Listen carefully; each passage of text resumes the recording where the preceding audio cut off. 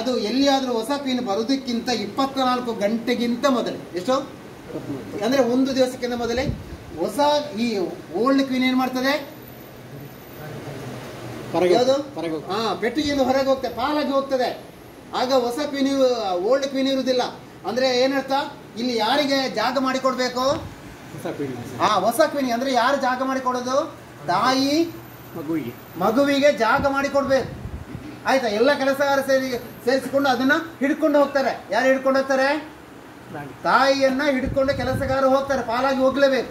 ಹೋಗಿದ್ರೆ ಅದು ಸೇರಿಸಿಕೊಂಡು ಹೋಗ್ತದೆ. ಆಯ್ತಾ, ಈ ರೀತಿಯಲ್ಲಿ ಹೋಗ್ತದೆ. ಆಗ ಮತ್ತೆ ಹೊಸ ಕ್ವೀನ್ ಬರ್ತದೆ.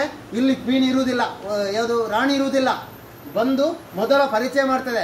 ಪರಿಚಯ ಮಾಡುವಾಗ ಚುಂಚಿ ಮಾಡಿಕೊಂಡು ಎಲ್ಲರ ಪರಿಚಯ ಮಾಡ್ತದೆ, ಫೆರಮಾನ್ ಬಿಡುಗಡೆ ಮಾಡ್ತದೆ.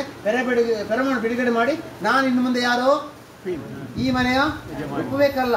ಈಗ ನಾವು ಒಪ್ತೇವ, ನಮ್ಮನ್ನು ಒಪ್ತಾರ. ರಾಜ, ನಾನೀಗ ರಾಜ ಅಂದ್ರೆ ನೀವು ಒಪ್ತೀರಾ, ಕಲವಿಸಾಡ್ತೀರಲ್ವ, ನಾನು ಬರ್ತೇವೆ, ನಾನು ಕೂಡ ರಾಜ ಅಲ್ವಾ. ಎಲ್ಲರೂ ಕೂಡ ರಾಜ ಆಗೋದಕ್ಕೆ ಅರ್ಹತೆ ಆಸೆ ಇರುವುದಿಲ್ವ, ಆ ರೀತಿಯಲ್ಲಿ ಇದು ಒಪ್ಪುದಿಲ್ಲ ಯಾರು. ಇದು ಮೈಯ ವಾಸನೆ ಕೊಡಬೇಕು. ಮೈಯ ವಾಸನೆ ಕೊಟ್ಟು ಚುಂಚಿ ಮಾಡ್ತದೆ. ಆಗ ಈ ಸೆಲ್ಲಿನಲ್ಲಿ ನೋಡಿ, ಇದರಿಂದ ಹೊರಗೆ ಬಂದಿದೆ, ಯೋಚನೆ ಮಾಡಿ, ಇದರಿಂದ ಹೊರಗೆ ಬಂದಿದೆ. ಈಗ ಮತ್ತೊಂದು ಸೆಲ್ಲಿನಲ್ಲಿ ಕೂಡ ಯಾವುದಿದೆ, ಇರ್ತದೆ. ಇದಕ್ಕೆ ಜೀವ ಬಂದಿದೆ ನೋಡಿ. ನಿಮಗೆ ಗೊತ್ತಿರ್ಬೋದು, ನಿಮ್ಮ ಮನೆಯಲ್ಲಿ ಮೊಟ್ಟೆ ಇಡ್ತೀರಾ, ಯಾವುದಕ್ಕೆ, ಕಾಪು ದಿನ ಅಂತ ಗೊತ್ತುಂಟಲ್ಲ, ಕೋಳಿ ಮರಿ ಗೊತ್ತಿರಲ್ಲ. ಆಗ ನೀವು ಒಂದು ಸಂಜೆ ಆಗುವಾಗ ಸೌಂಡ್ ಬರ್ತದೆ, ಚುಂಚಿ ಚುಂಚಿ ಚುಂಚಿ ಅಂತ ಅಲ್ವಾ. ನೀವೇನು ಮಾಡ್ತೀರಾ, ಕಾಪಿನಲ್ಲಿ ಮರಿಯಾಗಿದೆ ಅಲ್ಲಿ ಹೋಗಿ ನೋಡ್ತೀರಾ, ಮರಿಯಾಗಿರ್ತದ ಇಲ್ಲ, ಅದು ಮೊಟ್ಟೆ ಒಳಗಿಂದಲೇ ಏನು ಮಾಡ್ತದೆ, ಸೌಂಡ್ ಮಾಡ್ತದೆ. ನೋಡಿದಿರಲ್ವ, ಅನುಭವ ಇದೆ ಅಲ್ವಾ. ಇದೇ ರೀತಿಯಲ್ಲಿ ಇದು ಚುಂಚಿ ಮಾಡುವಾಗ ನಾನು ಕೂಡ ಇದ್ದೇನೆ ಅಂತ ಇದು ಕೂಡ ಯಾವುದು ಮೊಟ್ಟೆ ಒಳಗೆ ಏನು ಮಾಡ್ತದೆ, ಚುಂಚಿ ಮಾಡ್ತದೆ.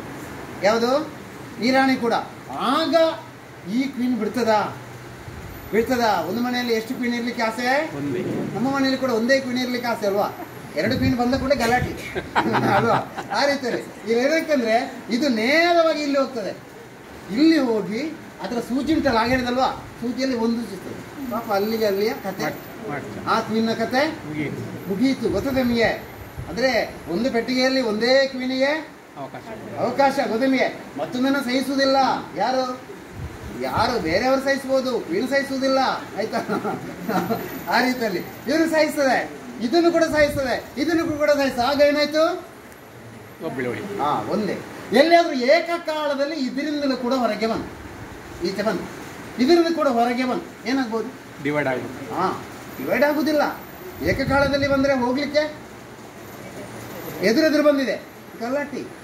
ಎಂತದು, ನಾಯಿ ಬಗ್ಗೆ ಗಲಾಟೆ. ಈ ರೀತಿ ಗಲಾಟೆ ಆಗಿ ಬಲಿಷ್ಠವಾದ ಕ್ವೀನ್ ಏನಾಗ್ತದೆ, ಬಲಿಷ್ಠವಾದ ಕ್ವೀನ್ ಬದುಕ್ತದೆ, ಅಲ್ಲಿರ್ತದೆ. ಬಲಹೀನ ಕ್ವೀನ್ ಏನಾಗ್ತದೆ, ಸತ್ತು ಹೋಗ್ತದೆ. ಈ ರೀತಿ ಗಲಾಟೆ ಆಗ್ತದೆ. ಅದರಿಂದಾಗಿ ಇಲ್ಲಿ ಕೆಲಸ ಮಾಡ್ತದೆ ಒಂದು.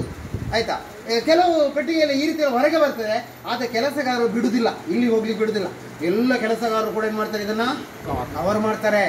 ಇದು ಬೇಡ, ನೀನು ಬೇಕಾದ್ರೆ ಹೋಗು, ಇದು ಈ ಕ್ವೀನ್ ನಮಗೆ ಬೇಕು. ಆಗ ಏನ್ ಮಾಡ್ತದೆ, ಇದು ಮತ್ತೆ ಈಗ ಒಂದು ತಾಯಿ ಹೋಗಿದೆ, ಈಗ ಇದು ಮಗು ಇದೆ, ದೊಡ್ಡ ಮಗು ಇದೆ, ಮತ್ತೊಂದು ಮಗು ಇಲ್ಲಿ ಮೊಟ್ಟೆಯಲ್ಲಿದೆ. ಕೆಲಸಗಾರರು ಬರ್ಲಿಕ್ಕೆ ಅದಕ್ಕೆ ಬಿಡುವುದಿಲ್ಲ. ಅದನ್ನ ಏನು ಮಾಡ್ಲಿಕ್ಕೆ, ಚುಚ್ಚಲಿಕ್ಕೆ ಬರ್ಲಿಕ್ಕೆ ಬಿಡುವುದಿಲ್ಲ. ಆಗ ಮತ್ತೆ ಎಲ್ಲ ಸೇರಿಕೊಂಡು ಇದು ಕೆಲವರಿಗೆ ಪೆರಮಾಣು ಕೊಟ್ಟಿದೆ. ಆ ಪೆರಮಾಣು ಕೊಟ್ಟಂತ ಜನ ಏನು ಮಾಡ್ತಾರೆ, ನಾವು ಕೂಡ ಹೋಗುವ ಅಂತ ಇದನ್ನ ಹಿಡ್ಕೊಂಡು ಹೋಗಿ ಇದು ಏನಾಗ್ತದೆ, ಮತ್ತೊಂದು ಕಾಲಾಗ್ತದೆ, ಉದುಮೆಯೇ ಡಿವೈಡ್ ಆಗ್ತದೆ.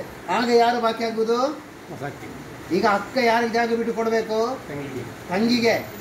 ನಮ್ಮ ಮನೆಯಲ್ಲಿ ಹೊಸ ಕ್ವೀನ್ ಬಂದ್ರೆ ಪಾಲಾಗಿ ಹೋಗುದು ಯಾರು, ಹೊಸ ಕ್ವೀನೇ. ಅಜ್ಜಲ್ಲಿ ಬಾಕಿ ಪಾಪ ಅಲ್ಲ.